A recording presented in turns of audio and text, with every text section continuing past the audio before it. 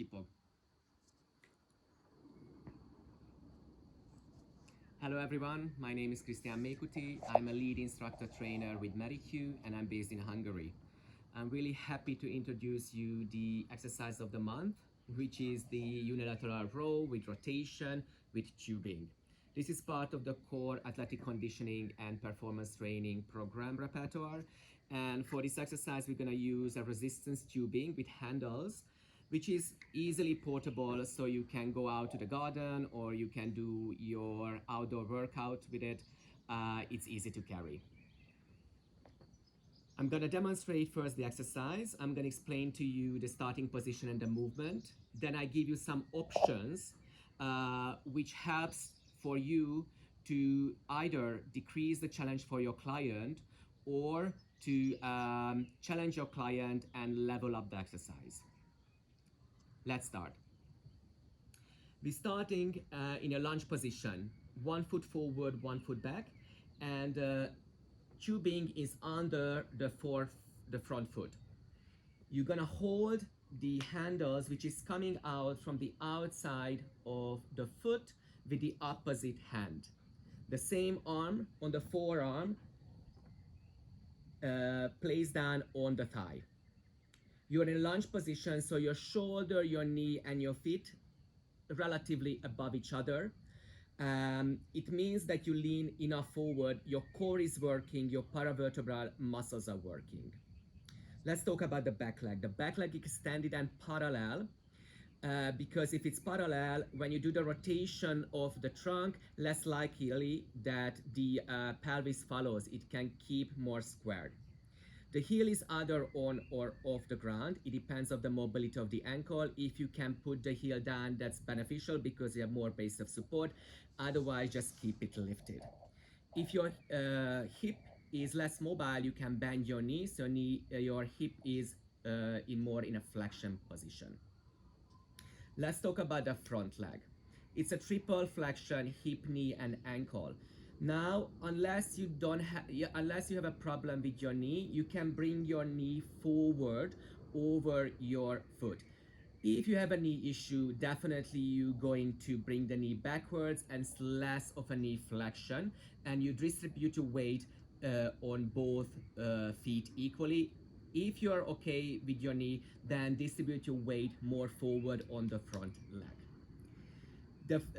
The knee forward is functional, so that's okay. The main thing is the distribution of the weight on the front foot.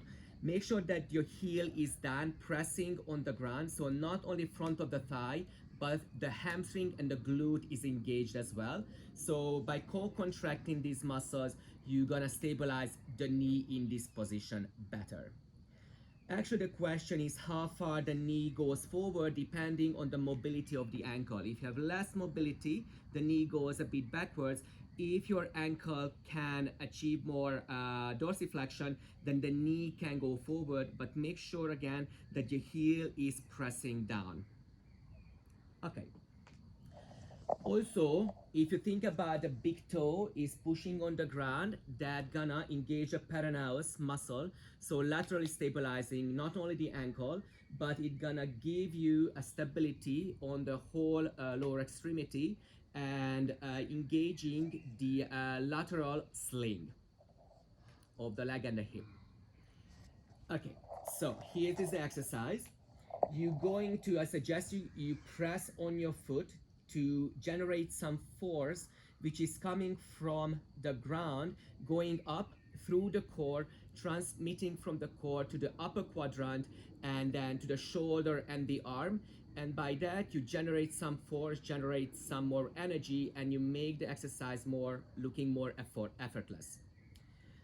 Now the exercise goes, you're going to bend the elbow and rotate your body. Either you're gonna keep your focus forward, which is better for balance wise, or if you want to challenge the balance, you can follow the motion of your trunk.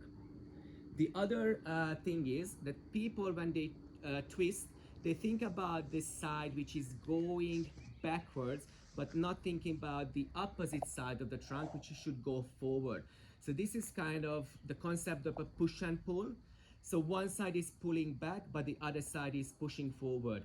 If you think about that pushing side, that you're gonna get more range of motion, you recruit more muscles, which makes you rotate, and you going to have that axial rotation actually happening better. What you can even do is, on the same arm, you're gonna press on the thigh to increase that rotation, and then by the end, the two shoulders stacking up above each other. So that's the push and pull concept to achieve a better rotation, more axial rotation, more range of motion. Okay? Lastly, let's talk about the arm.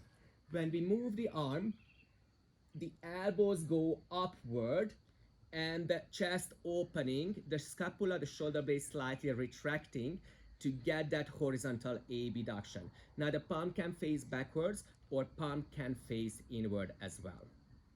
Now I'm demonstrating the motion again for you. So bend, rotate, and then release. Bend and release. So this is the exercise. Now, if your client is too challenged by the resistance, you can make the tubing more slack or change it for a lighter resistance. You can do it without any resistance or just hold a light weight to get a steady and more easy loading.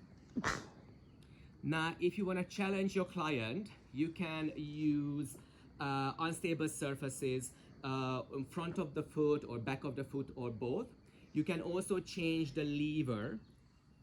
For instance, you can do a bend and stretch motion with the arm. So you're gonna start the same way, bending the elbow, but then stretching above and then releasing back down. The other option is keeping the lever long. So you're gonna do a rotation and a horizontal abduction, either looking towards or focusing to the ground in front of you. That's gonna load your shoulder and your trunk muscle much more. Okay? So these are some of the options you can do to make it easier for your client or challenge for get the most benefit of the action. Okay? So that was the exercise of the month. Thanks for joining me, and I hope you're gonna have fun working out under the sky. Bye bye.